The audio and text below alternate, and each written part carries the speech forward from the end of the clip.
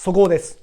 岸田が決断、一転全国民1人10万円給付かということで、給付金の最新情報についてお話していきたいと思います。今朝この給付金に関しての情報、動画をアップさせていただいたんですけども、また新しい情報が入ってきましたので、ちょっと動画でお話しさせていただきたいと思います。で、今日この動画をご覧になっていただいている方は、給付金に関するようなことの情報を確実に知りたいと、あるいは給付金すぐに申請したい、あるいはすぐに給付されたいと思っていらっしゃる個人の方がご覧になっていただいている方が、ほとんどだと思います。新しい情報が出ましたらすぐ動画でアップしますので、動画アップされた時にすぐ見たいという方はぜひチャンネル登録していただければというふうに思います。早速いきたいと思います。まず朝ですね、この今回の経済対策案に対しての国民の声ということで JNN の世論調査についてお話しさせていただきました。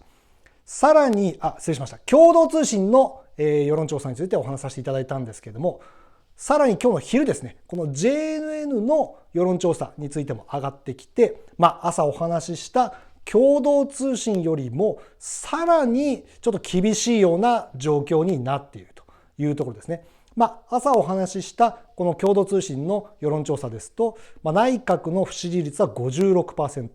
あるいは所得減税の評価しないという声は 62% ですというふうにお話ししたのですが、今日また上がってきた JNN の世論調査によると、内閣の不支持率はなんと 68% と。で、さらにはこの経済対策に期待しませんという声が 72% といったような状況になってますと。で、ここ注目はこの内閣の支持率なんですけども、朝お話ししたこの共同通信の世論調査、あるいはこの昼の JNN の世論調査についても、いずれも支持率 28%、支持率 29% という形で岸田内閣の支持率がなんと3割、30% を切っているといったような状況です。通常3割以下、内閣の支持率が3割以下ということになりますと、内閣総辞職というような形になるのが一般的なので、岸田首相がこのまま内閣の運営をこのまま続けていくっていうのはなかなかちょっと厳しいような状態になっているということですね。ただここで解散するということを決断するのもなかなか厳しいと。自民党の支持率というのもめちゃくちゃ下がってますという状況で、そういった判断もなかなかしにくいといったような状況になってます。ただこのままずるずると岸田首相が、この内閣をですね継続させて支持率が低いままということになりますと、年末に今度は衆議院の、選挙というものがありますので、もしかしたら自民党がそこで政権を失ってしまうかもしれないといったような状況に追い込まれているといったような形になります。民主党にですね政権が変わって、その後自民党がすぐ取り返したと。民主党とちょっと官僚の組み合わせがあまり良くなくて、国民としては民主党に任したもののやっぱり自民党しかないということで、自民党にまた政権が戻ったという形になるのですが、最近で言うと維新だったりとか、あるいは、日本保守党とかですね、そういったものもあって、新しい勢いのある、そういう党も出てきてますという状況で、もし政権交代ということになれば、その政権交代した党がですね、同じ轍を踏むとは思えないと。今度は官僚とバランスをとって中庸にですね、政権を運営していくといったような形になれば、国民も自民党にノーという形で政権交代した後もすぐにまた自民党に戻るということにならないかもしれないということで、この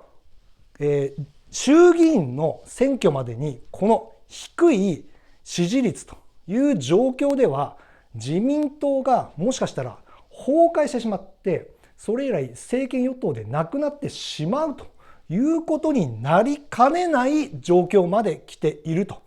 いうことです。そこで岸田首相が決断して一転、全国民1人10万円給付といったような形であったりとか、国民の声を聞いてとにかく国民の期待に沿うようなそういった施策を打っていくというような必要があるということになっています。で、国民の声としては、ネットとかいろんな、世論調査とかを拾ってくると、やってほしいことって大体2つに分かれてます。1つは今お話しているように、コロナ禍と同じような給付を行ってくださいと。コロナ禍に比べて、例えば旅行とかレストランとか、あるいは交通、そういったような業界の人たちはすごい苦しかったと思うんですけども、我々一般の国民としては外出の制限とか、あるいはリモートワークとか、そういったようなことはありましたけれども、やっぱり経済的というところに対する影響ということでは、コロナ禍より物価高の今のが大きいですよと。人件費のアップが追いついていない今となっては、この物価高の今のが苦しいですと。実質的な給料が減っているというような状況と変わらないんで、経済的な影響はコロナ禍よりも大きいですよという声がこちらに現れているといったような形です。で、国民としては消費税の減税だったり、あるいはこういった給付を行うことで、もうとにかく、国民にすぐ、還元してくれというふうな声が上がっています。で、この今岸田首相がこの支持率を下げるまた一つのきっかけになっている、減税4万円というのはですね、税金を納めている世帯に対して減税4万円という形と、非課税世帯あるいは低所得世帯に対して給付7万円だったりとか10万円を行っていくというふうな形なんですけれども、これはとにかく制度が複雑で、さらに不公平感があると。さらには給付されるような時期、この給付は年内に行われて、減税は来年の春以降を見込まれているというようなところもあって、とにかく、制度が複雑、あるいはとにかく不公平感があるというふうな形になっています。先ほど言ったように、とにかく消費税の減税、あるいは10万円の給付といったようなところだったりとか、あるいは一律国民に差別することなく一律で給付だったりとか減税を行ってくれというところだったりとか、この春以降という形じゃなくて、とにかく今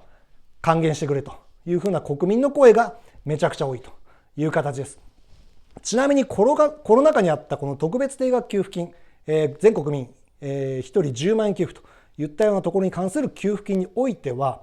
一度1世帯30万円給付するっていうふうな案で閣議決定してますと。で、閣議決定した後に安倍さんが、この国民の声が半分以上がその対策に対して支持してませんと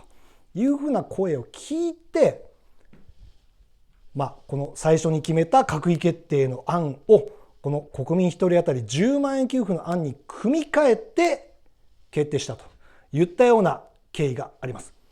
岸田首相、よく聞く力が私の特徴ですというふうにお話しされています。であるならば、ここで国民の声を聞いて一点全国民1人10万円給付といったような形にして、してはいかがでしょうかという、もうそれしかないと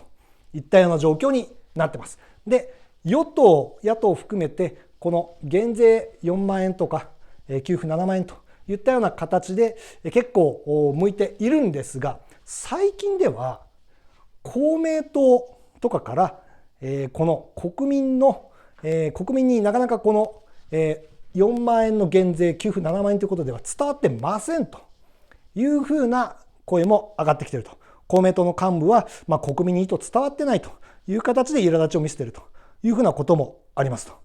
いうところですね。なので今後岸田首相が政権を運営していく、あるいは支持率を少しでも良くして選挙を迎えるというためには、とにかく国民の声を聞いて逆転、一律10万円給付であったりとか消費税の減税というふうな形で、国民の要望に応えていくという必要があるというふうに思っています。このままこの4万円減税給付7万円でいくとは到底思えない、もしかしたら自民党が終わってしまうというきっかけになる、内閣が岸田内閣になるという可能性すらあるので、まさかこのままいかないだろうと、何らか他の、案に、組み替えられるんではないかなと